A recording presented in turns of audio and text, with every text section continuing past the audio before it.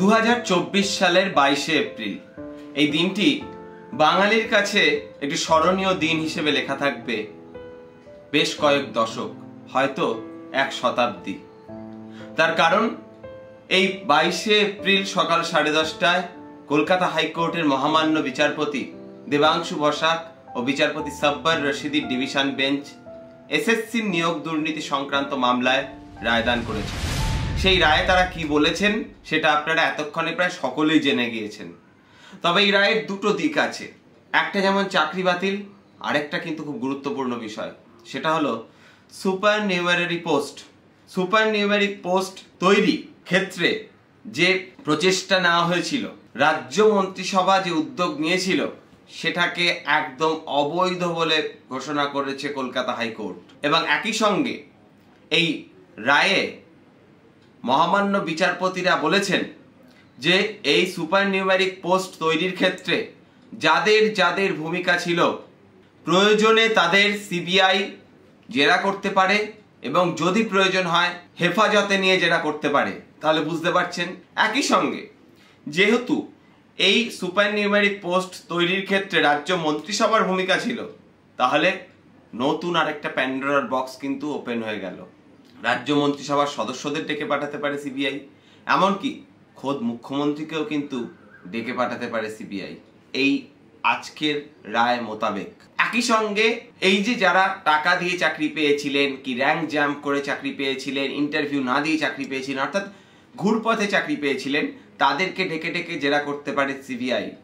এবং যদি সিবিআই সেই জেরা আক্ষরিক অর্থেই করতে শুরু করে এবং তাদের মধ্যে কেউ কেউ যদি বলতে শুরু করেন যে কাকে টাকা দিয়েছিলেন, কাকে দেননি, কিভাবে চাকরি হয়েছিল, তাহলে কিন্তু এই দুর্নীতির আরো অনেক অনেক অনেক যে বিভিন্ন কুশীলবরা রয়েছে তাদের কিন্তু এবার সামনে আসার সময়ের অপেক্ষা। অর্থাৎ এই প্রসেস, এই তদন্ত প্রক্রিয়া আরো আরো আরো এগোতে শুরু করবে।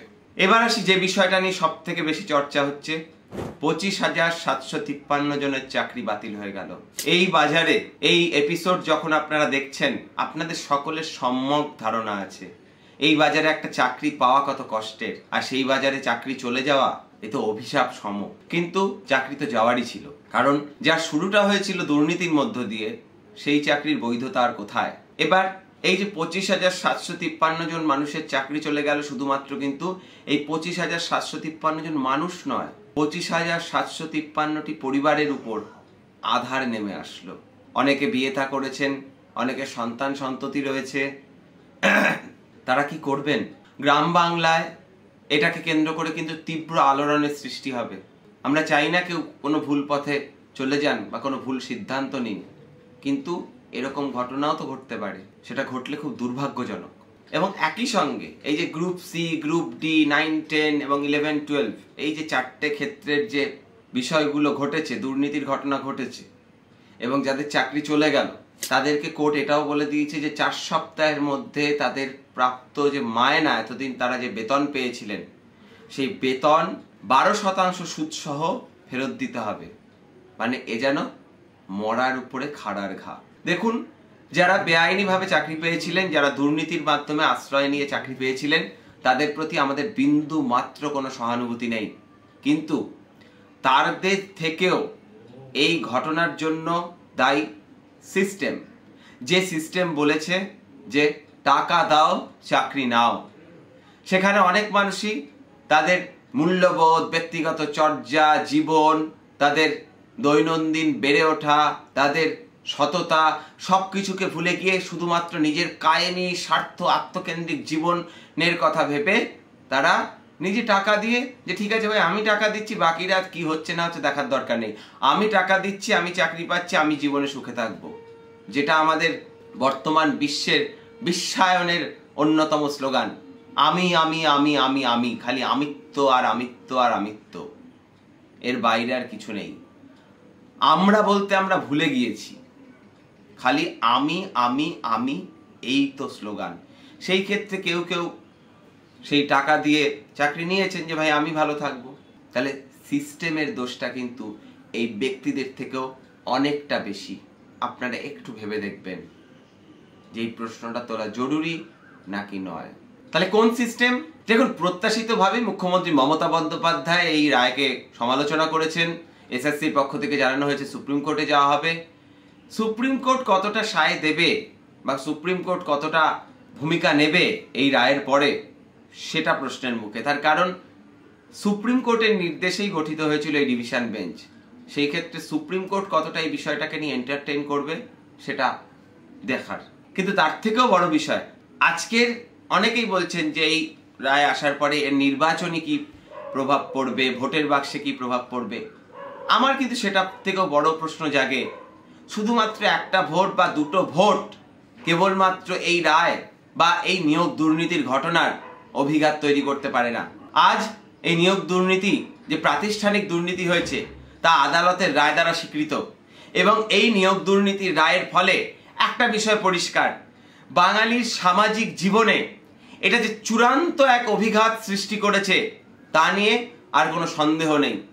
তার কারণ আজ থেকে 20 বছর পরে যারা আমাদের তো পরবর্তী প্রজন্ম, আগামীর প্রজন্ম, তারা যখন লুকিং গ্লাসে এই আজকের সময়টাকে দেখবেন, তারা কিভাবে মূল্যায়ন করবেন। শুধুমাত্র 2024 সালের লোকসভা নির্বাচনে কোনো একটি দল বেশি আসন পেয়ে গেল বা কোনো একটি দল কম আসন পেয়ে গেল, দয়া করে আপনাদের বলছি শ্রোতা বন্ধুরা, আপনারা এই নিয়োগ দুর্নীতিকে বা নিয়োগ দুর্নীতির রায়কে এই নির্বাচনের আসন পাওয়া, ভোট পার্সেন্টেজ এর নিক্তিতে মাপতে যাবেন না। এর অভিঘাত বিরাট, সর্বব্যাপী। ঠিক যেমনভাবে 60-70-এর দশকে ইন্দিরা গান্ধী ব্যাংক জাতীয়করণ করার আগে একের পর এক ব্যাংক ফেল করতে এবং তৎকালীন বিভিন্ন সিনেমা বা সাহিত্যে আমরা তার উল্লেখ পাই, ঠিক তেমন ভাবে আগামী দিনে এই সমকালীন সাহিত্য বা সমকালীন সিনেমা ছবি নির্মাণ হলে তাতে কিন্তু নিয়োগ দুর্নীতি একটা প্রাতিষ্ঠানিক দুর্নীতি হিসেবে স্থান পাবে। ঠিক যেমন ভাবে বিহারে চারা ঘোটালা থেকে, পশুখাদ্য কেলেঙ্কারি থেকে শুরু করে বিভিন্ন কেলেঙ্কারি হয়েছে, বা অন্যান্য রাজ্যে বিভিন্ন কেলেঙ্কারি চর্চিত। স্ক্যাম 1992 আমরা ওয়েব সিরিজ দেখেছি, আমরা স্ট্যাম্প পেপার দুর্নীতি নিয়ে তেলগি স্টোরি সেটা দেখেছি, ওয়েব সিরিজ হয়েছে। হয়তো একটা সময় বাংলার এই নিয়োগ দুর্নীতি, এই যে প্রাতিষ্ঠানিক দুর্নীতি, সেটা নিয়ে ওয়েব সিরিজ হবে, ছবি হবে। তবে সেটা কিন্তু গোটা বিশ্বের কাছে বাঙালিদের সম্মানকে খুব একটা বাড়িয়ে তুলবে না। আমাদের লজ্জায় মাথা আজ নিচু হয়ে যাচ্ছে। এমনটা তো ছিল না বাংলা। হ্যাঁ, অনেকে বাঙালিকে বলেছেন বাঙালি পেট্রোগা, বাঙালি শিল্প বিমুখ, বাঙালি ব্যবসা বিমুখ, বাঙালি কেরানি বৃত্তি করতে ভালোবাসে, বাঙালি পরশ্রী কাতর, বাঙালি কাকড়ার জাত, বাঙালি হানাহানি করে, বাঙালি রাজনৈতিক হিংসা করে, বাঙালি বিরোধী দলকে শত্রু হিসেবে চিহ্নিত করে।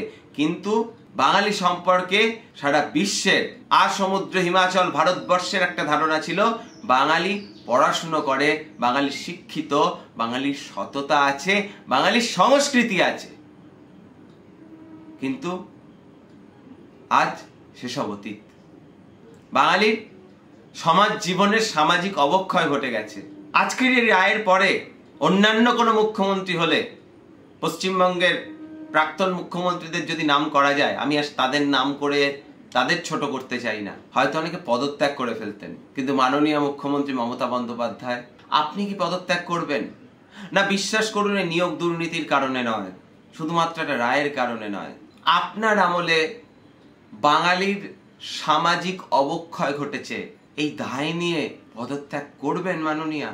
যে আপনি একটা দুর্নীতির অভিযোগ উঠেছিল বলে এনডিএর মন্ত্রিসভা ছেড়ে বেরিয়ে এসেছিলেন, সেই আপনি কি আবার নজির তৈরি করতে পারবেন মাননীয়া? বড্ড প্রশ্নগুলো করতে ইচ্ছে হয়। আপনাকে তো মানুষ অনেক আশা করে নিয়ে এসেছিল। তার কারণ মানুষ 34 বছরের বামপন্থীদের বিভিন্ন শাসন, কোনো ক্ষেত্রে শোষণ, তাতে অতিষ্ঠ হয়ে উঠেছিল। তা মানুষ পরিত্রাণ পেতে চেয়েছিল। কিন্তু ফলাফল কি হলো? আজ তো মূল্যায়ন করতেই হবে। ইতিহাস মূল্যায়ন করবে। ইতিহাস মূল্যায়ন করবে বুদ্ধদেব ভট্টাচার্যের শিল্পায়নের নীতিকে, বুদ্ধদেব ভট্টাচার্যের ভাবনাকে। ইতিহাস মূল্যায়ন করবে আপনার রাজত্বকে। কতদিন এই রাজত্ব চলবে তা তো জানি না, এখনো চলছে, সেটা ইতিহাসের উপরেই ছাড়ছি। তবে আপনি কি এর দায় অস্বীকার করতে পারেন মাননীয়া? বাঙালির সামাজিক অবক্ষয়ের দায় আপনারও। একই সঙ্গে যারা বিজেপিতে গিয়ে বর্তমানে ওয়াশিং মেশিনে সাদা হওয়ার চেষ্টা করছেন, যারা তৎকালীন সময় মন্ত্রী ছিলেন পর্যন্ত রাজ্য মন্ত্রিসভার 2016 SSC যখন হয়, তারাও কি সেই দায় অস্বীকার করতে পারেন? আজকে তারা অনেক কিছু চিৎকার করছেন, কিন্তু তাদেরকেও কিন্তু উত্তর দিতে হবে। উত্তর দিতে হবে আগামীর কাছে, উত্তর দিতে হবে সময়ের কাছে। একদিন না একদিন কিন্তু সেই প্রশ্নের মুখোমুখি আপনাদেরকেও দাঁড়াতে হবে। শেষে এই কথাটাই বলবো, কলকাতা হাইকোর্টের যে রায় বেরিয়েছে, সেই রায় একটি দীর্ঘ রায়, জাজমেন্ট, তার পুরোটা পড়ার এখনো সুযোগ আমাদের হয়নি। ফলে প্রাথমিকভাবে কিছু যে অপারেটিভ পার্ট রয়েছে তার উপর ভিত্তি করে আজকের এই ভিডিও নির্মাণ হলো। যদি কোথাও কোনো ত্রুটি বা বিচ্যুতি থেকে থাকে, তা একান্তই অনিচ্ছাকৃত এবং তার জন্য আমরা আগাম ক্ষমা চেয়ে নিচ্ছি। এমনটা হতেই পারে রায়ের পুরো কপি পড়ার পরে দেখা গেল এই ভিডিওতে এমন এমন কিছু কথা আমরা বলেছি যেটা রায়ের সঙ্গে সাযুজ্যপূর্ণ নয়।